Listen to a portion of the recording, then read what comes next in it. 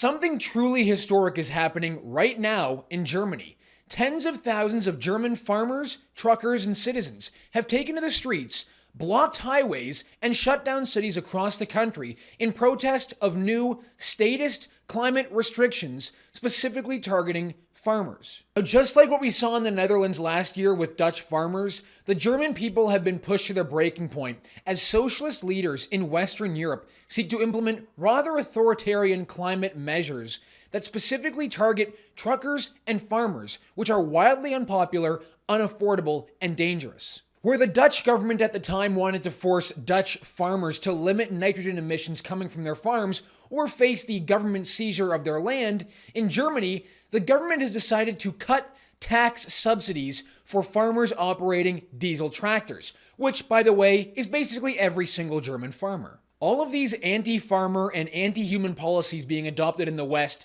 are sold to the public as a way to combat climate change. But what is really happening here? Why is this sustained war on farmers happening in the first place? Farmers feed the people. They are probably the most important sector in any economy. Now, German farmers are staring down the barrel as many will likely end up having to go out of business, which will result in a domestic food supply crisis, which of course in turn will result in Germany having to rely on other countries to import food. Attacking farmers almost always leads to famine and starvation. And if you think the Germans right now are protesting just for themselves, don't be mistaken. There's a reason that Polish truckers right now and Romanian farmers are protesting in their countries in support of German farmers. That's because similar measures are being planned in other countries, and they're being planned in Canada too. But before we get into that, drop a like in the video, help us out by subscribing to the True North YouTube channel, and the comment question for the episode is this: why are Western countries targeting the farmers in order to achieve their climate targets? Let me know your answer in the comments below, and let's get into it. Yet another Canadian Freedom Convoy inspired protest is dominating the internet, dominating global headlines, and giving far-left socialist governments major headaches. Last year it was the Dutch, and this year it's now the Germans. The Europeans saw Canadians successfully fight for their freedom in 2022 and said, hold my beer. Take a look at the scenes out of Berlin today. Hundreds of tractors outside the famous Brandenburg gates, shutting down the city. Tens of thousands of Germans out in the street, protesting against these new climate measures on farmers. Truly incredible scenes, and by the way, this is happening, as you saw in the intro, all over the country right now. Now, for a better understanding of what is really happening on the ground, here is what one German farmer had to say to Dutch journalist Eva Vlaardingerbroek while standing in the middle of Germany's busiest highway. Take a listen. But no, we are sick of lies. We are sick of trying to get rid of our jobs. It's not only farmers, it's the lorry drivers, it's the normal workers. Everybody is sick of politicians who have no idea what they're talking about, who have no education to tell us how our lifestyle should look like. And this is the result of 4 years trying to get in contact with politicians, talking to them on an equal level, but they won't listen. And now we have no other choice than to demonstrate, and it's our right. Yes. It's one of the highest rights, especially in Germany. Yeah. To demonstrate. We are not violent. This is all friendly. You can see we have a small gap in people can drive through. Police, ambulances, everybody can come through. But this is only the tip of the iceberg, to be honest. Because all over in Germany we have. This is the West. We have Dutch farmers coming over to support us. In the East we have Hungarian farmers, Polish farmers. And we are all united in getting rid of politicians who are trying to get rid of us. And if you think that the Germans are upset that they're now stuck in traffic due to these major nationwide farmers' protests, think again. Here's what one German had to say when asked by reporters if he was upset that he's now stuck in traffic. Translated from the reporter: since the traffic lights coalition came on, Germany has been going down the drain. When politicians are so incompetent, you're scratching your head. The equation here is so simple and so basic, even Justin Trudeau and Olaf Scholz can understand it. No farmers, no food. If you force German farmers out of business by cutting their tax subsidies, well, the Germans go hungry. Now, before we get into the politics driving all of this anger and frustration at German Chancellor Olaf Scholz, we first have to go into the details of what this measure against farmers is and why it's happening right now. Germany is currently led by a three-party coalition, with Olaf Scholz sitting at the top of the system as Chancellor, representing the Socialist Party, backed up by the Greens and the Liberal Free Democratic Party. This coalition in Germany is known as the Traffic Light Coalition, and in December, the German government proposed their sample 2024 budget. In it, they tried to repurpose over 60 billion euros of pandemic emergency debt in order to achieve their climate goals. They were going to try to take pandemic spending and repurpose that into achieving climate change targets. The German Supreme Court struck that down as unconstitutional, and in turn, the German government decided to do what it appears several other European countries are now trying to do: attack the farmers. Their next decision in early December was to completely remove the tax subsidy on farmers operating diesel tractors. Now that is what has sparked major nationwide protests. For weeks, German farmers have been protesting those new measures, prompting last week the German government to scale down their restrictions and instead to gradually phase out the subsidy elimination. Instead of cutting the tax break for German farmers who are already struggling immediately, they have decided to cut it back by 40% this year, 30% the next year, and 30% by 2026.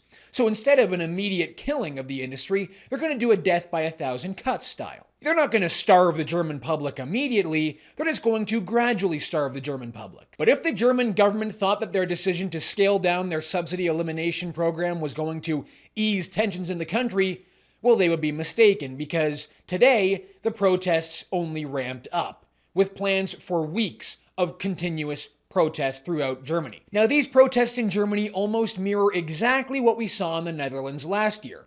In 2019, the Dutch Prime Minister at the time, Mark Rutte, fixed his sights on Dutch farmers as a way to solve the so-called climate crisis. The Dutch plan was to force Dutch farmers to accept nitrogen emissions reduction targets on their farms or face the government seizure of their farms. That's right, if you didn't abide by the Dutch government's authoritarian emissions reduction targets on your farm, well, the government would just take it from you. I'm pretty sure they tried that in China and the Soviet Union. What came from that was major political upheaval in the Netherlands. Protests for years dominated that country's political scene, resulting last year in major political success for farmers' political parties. And it all culminated at the end of last year with Dutch voters rejecting the WEF-backed Mark Rutte coalition and instead voting in massive numbers for populist Geert Wilders. And the same situation appears to be happening in Germany right now. According to German public broadcaster DW, at the beginning of December, Olaf Scholz hit record low popularity numbers. Germany's ruling Social Democrats are in a bad way, according to DW. The latest polling shows how turned off voters are by the center-left and the man it chose to run the country. If general elections were held now, the party of Chancellor Olaf Scholz would only receive 14% of the vote. That is another 2% lower than last month's figures and the lowest since June 2021. And at the same time as Olaf Scholz is currently battling record low popularity in the German polls, the leader of his Socialist Party is trying to ban the German Conservative Party, the AfD, the Alternative for Deutschland. They're trying to ban a party which is polling higher than their own party, which is currently in charge. Think about that for a minute. If you wanted to maybe fan the flames in Germany and really anger some people who are already quite upset with you, how about you ban the party that they're trying to vote for? According to this Reuters article from mid-December, Germany's AfD hits record high in poll after budget chaos. Support for Germany's far-right Alternative for Germany hit an all-time high of 23% in a poll on Tuesday as the party continued to benefit from the fallout of a budget crisis. According to DW, in current polls ahead of the 2024 state elections in Brandenburg, Saxony, and Thuringia, the AfD is ahead everywhere with ratings of well over 30%. Saskia Esken, the leader of the SPD party, the party that Olaf Scholz belongs to, said, according to Yahoo News, "It is important that we talk about banning the AfD and that voters are shaken up." Since the German government has decided to specifically target German farmers operating diesel tractors, which is basically all of them, You have to ask the question, what do they really want? Do they expect German farmers to adopt electric tractors? Well, we did some basic research here, and it turns out that actually electric tractors might be worse for the environment than diesel tractors. Who could have possibly seen this coming? According to the Washington Policy Center, a Washington state-based think tank, with regular maintenance, a modern farm tractor has a working life measured in decades, reducing waste and environmental impact. In contrast, electric tractors will regularly require replacement of a complete set of acid and lead-based batteries, creating an environmental impact of its own.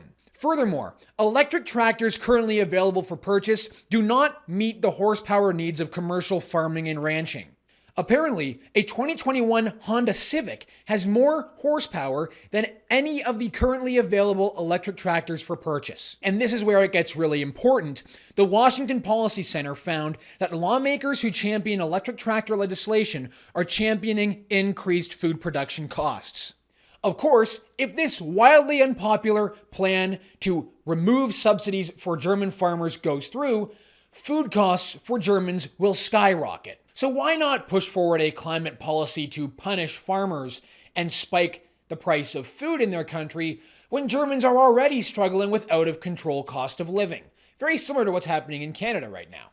According to the Clean Energy Wire, the number of households paying more than 10% of their income on energy had jumped from 26% to 43% between March 2022 and June 2023, according to a report from the country's expert council for consumer affairs. In Germany, a large majority of citizens say they fear that rising living costs will erode their standard of living, fueling fears of social decline.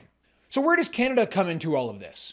Well, just like in the Netherlands, Canada also, for a time, considered imposing fertilizer emissions reduction targets on Canadian farmers. In the first of 3 exclusive reports titled The Fertilizer Files, my colleague at True North, Cosmin Georgia, uncovered a plan from Agriculture Canada to impose a regulatory backstop on farmers should they not voluntarily accept fertilizer emissions reduction targets. And in part 3 of the Fertilizer Files, through access to information requests, True North uncovered emails from Fertilizer Canada, an advocacy group, to the federal government. According to the reporting, a copy of a speech delivered by Agriculture Minister Marie-Claude Bibeau that same year as part of a sustainable agriculture webinar with European counterparts went even further, describing Canada's measures as, quote, very closely aligned with the fertilizer reduction target in the EU's farm-to-fork strategy. These attacks on farmers are taking place everywhere. It's not just happening in the Netherlands, and it's not just happening in Germany. The plans are being made for the same thing to happen here in Canada. And you have to ask yourself, why are these governments, who are so committed to solving the so-called climate change crisis, attacking the farmers? Well, just like the Germans are showing us, an attack on farmers is an attack on everyone. And if you don't want to face famine or starvation, now is a pretty good time to start fighting back. All right, everyone, that's going to do it for us today on the show. Thank you so much for tuning in. My name is Harrison Faulkner, and this is Ratio.